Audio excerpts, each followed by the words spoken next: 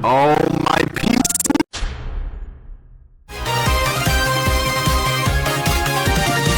Hi everyone, I'm Lav Ray, and today I'm back in my old Unity project.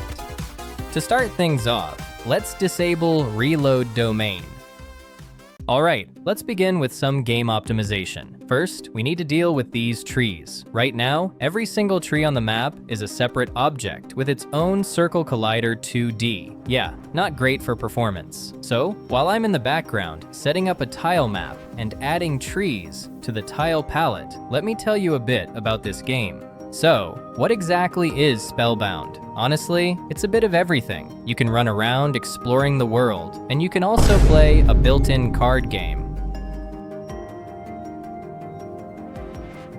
Story-wise, the main character spawns right in the starting area and is met by a guy named Jacob, and Jacob basically tells him, "Hey, you're the chosen one, you gotta save us." Classic RPG stuff. Yeah, the game is pretty primitive. It was only my second project, and I was just trying to write some kind of plot. It was originally released in a pretty rough shape, but hey, since I am now a professional YouTuber with exactly 1 subscriber, I decided to return to this old project and fix it. I mean, why not? That's it. The tree has finally been added to the tile palette. Alright, enough talking. Time to get to work. First, let's add a collider to the tree we just placed in our tile palette.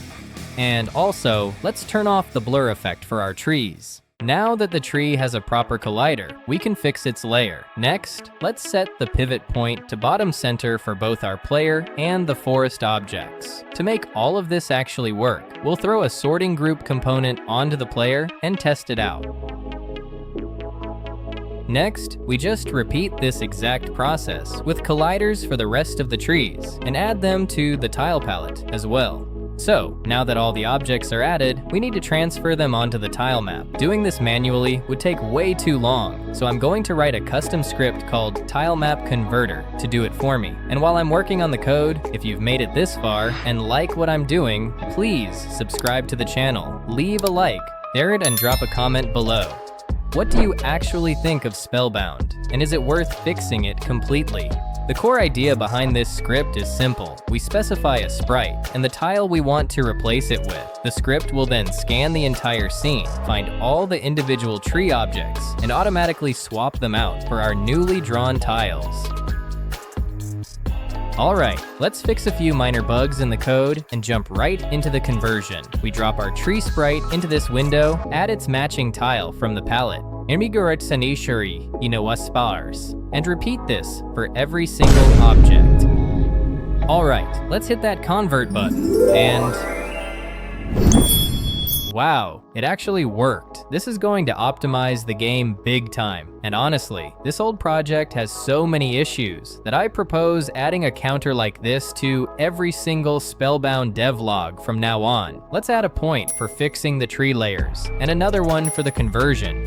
Alright, let's fix those visual glitches after the conversion and move the misplaced trees where they actually belong. As for the trees in the winter biome, we'll deal with them a bit later. Now, let's move the snow onto the tile map. Since the snow objects are overlapping each other, I'll have to transfer them manually. And yeah, this is going to take some time. 2 very boring minutes later. And there we go, it's finally done. Now, let's move on to the pathway. Man, I must have been a really inexperienced developer to create such a mess, even though in just a month, it'll be exactly 3 years since I started working with Unity. Alright, the pathway is moved. Next up, the farm plots. I'll put the soil itself onto the ground tile map, and the crops onto a separate tile map and a completely new tile palette. And now, through the magic of editing, let's instantly transfer the rest of the farm beds.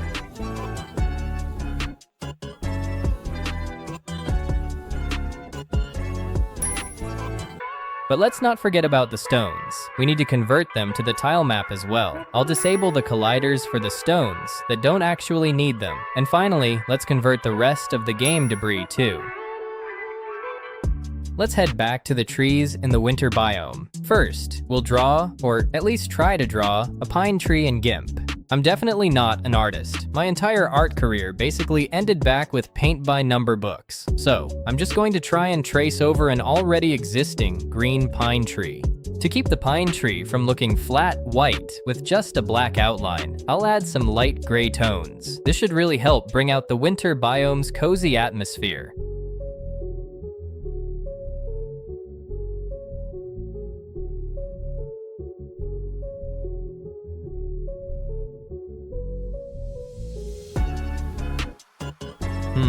It actually looks like it's working out. I'm making a few tweaks to keep the top of the tree slightly grayish while leaving the bottom white. And we are back to Unity. First, we'll add a collider for the winter tree and then drop it right into the tile palette. From there, we just need to adjust the size to match the standard pine tree and get everything prepped and ready for conversion. And done. This should significantly boost the game's optimization. Of course, we can't forget to fix up the trees after conversion. And you know what? It actually looks pretty good. Honestly, I thought it was going to turn out much worse. And finally, for the grand finale of this video, we need to fix one major thing. I decided to rewrite my old 2D occlusion culling script. To be honest, the old version I wrote a long time ago was an absolute disaster. It didn't work at all. In fact, it did the exact opposite. It was destroying my performance and eating up frames like crazy.